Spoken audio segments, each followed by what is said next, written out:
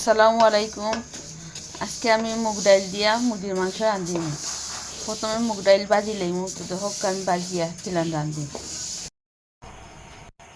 প্রথমে তেল দিলাম, বিসমিল্লাহির রহমানির রহিম। ডাইল চিনি লাচি দিলাম, পেঁয়াজ দিলাম, রসুন বাটা, আদা বাটা, হলুদ, মরিচ, ধনিয়ার গুঁড়া, জিরার গুঁড়া, পাঁচফোড়ন দিলেন। কাঁচা মরিচ আর মুগ ডাইল ডাল দিই, বাজি আমি ভিজাইয়া দুইয়া রাখছি। ডাইলটা পালা হয়ে বাজি লাইছে, এখন মাংস ছাড়িয়ে দিন। বিসমিল্লাহির রহমানির রহিম। এখন গরম পানি ছাড়িয়ে দিন।